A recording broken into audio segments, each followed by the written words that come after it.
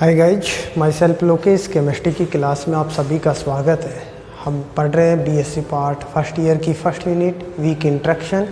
और weak interaction के अंदर आज का हमारा टॉपिक है effect of hydrogen bonding, hydrogen बंध के प्रभाव। देखो, हाइड्रोजन बंध के जो प्रभाव होते हैं इन सब की हमने चर्चा की थी। इससे पहले की क्लास के अंदर बात की थी कि हाइड्रोजन बंध को निम्न प्रभाव होते हैं, वो प्रभावित करते हैं। अर्थात हाइड्रोजन बंध के निम्न प्रभाव होते हैं।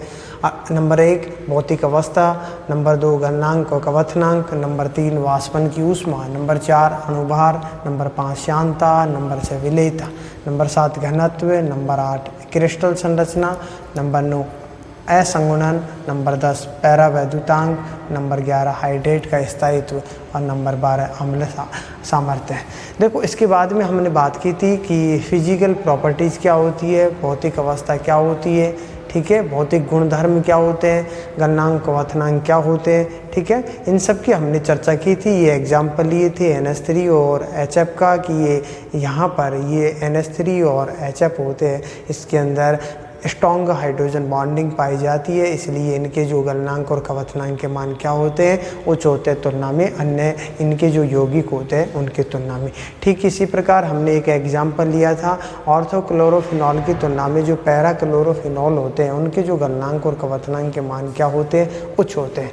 उसके बाद में यहाँ पर इस एग्जाम्पल को हमने देखा था। आज हम बात करते हैं नंबर 3 की। देखो, नंबर 3 की हम चर्चा करते हैं वाष्पन ऊष्मा। नंबर 3 वाष्पन ऊष्मा। देखो, वाष्पन ऊष्मा की हम बात करें, वाष्पन ऊष्मा यदि हम डेफिनेशन की बात करते हैं, 1 ml द्रव को वाष्प में परिवर्तित करने के लिए आवश्यक जो ऊष्मा की मात्रा होती है उसे ही हम क्या कहते हैं, मोलर वाष्पन ऊष्मा या वाष्पन ऊष्मा कहते हैं।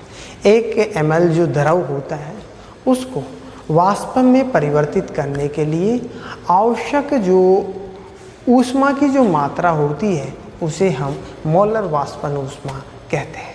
नेक्स्ट, वाष्पन ऊष्मा का जो मान होता है अणु के मध्य उपस्थित आकर्षण बल पर निर्भर करता है।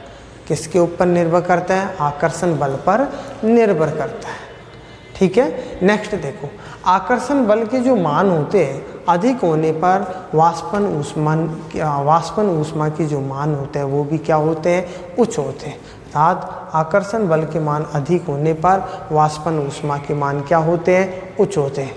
अतः वे यौगिक जिनकी मध्य हाइड्रोजन बॉन्डिंग पाई जाती है उनकी जो वाष्पन ऊष्मा के मान भी क्या होते हैं, उच्च पाए जाते हैं। जिनकी मध्य हाइड्रोजन बॉन्डिंग पाई जाती है उनके जो वाष्पन ऊष्मा के मान होते हैं वो भी क्या होते हैं, उच्च होते हैं। नेक्स्ट देखो, नंबर 2 की बात करते हैं हम, अणुभार। नंबर 2 अणुभार की चर्चा करते हैं। देखो, नंबर 2 अणुभार। कोई भी यौगिक होता है, यौगिकों के मध्य जब हाइड्रोजन बॉन्डिंग पाई जाती है तो यौगिक के हाइड्रोजन बॉन्डिंग के कारण द्विलक या त्रिलक रूप में पाया जाता है। कैसे पाया जाता है? द्विलक में या फिर त्रिलक रूप में पाया जाता है। तो प्रयोगों द्वारा इनका जो अणुभार ज्ञात करने पर इनका जो अणुभार होता है या तो दुगना प्राप्त होता है या फिर तिगुना। द्विलक के रूप में पाया जाएगा तो अणुभार दुगना प्राप्त होता है और त्रिलक के रूप में पाया जाता है तो अणुभार तिगुना प्राप्त होता है।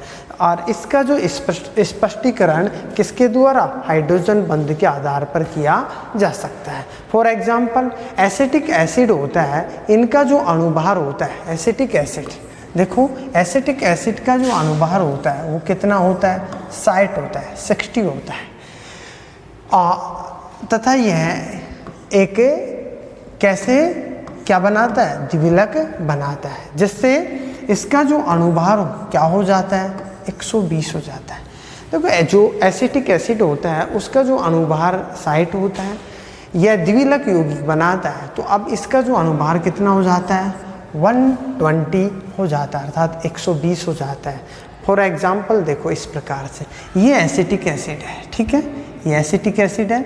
ये एसिटिक एसिड जब हाइड्रोजन बॉन्डिंग बनाता है, ठीक है, ये इसके मध्य अंतराणु का हाइड्रोजन बंध पाया जाएगा तो उसके दौरान ये जो जब इसके इन दोनों अणुओं के मध्य हाइड्रोजन बॉन्डिंग पाया जाएगा तो यह जो एसिटिक एसिड द्विलक रूप फॉर्म में पाया जा रहा है। जब द्विलक फॉर्म में पाया जा रहा है तो हाइड्रोजन बॉन्डिंग बनाएगा। तो इसका जो अणुभार ज्ञात किया जाता है, अर्थात प्रयोगों द्वारा जब इनका अणुभार निकाला जाता है तो इनका जो अणुभार होता है दुगना या तिगुना प्राप्त होता है।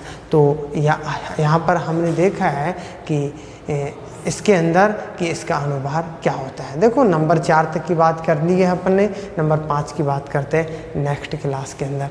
Thank you.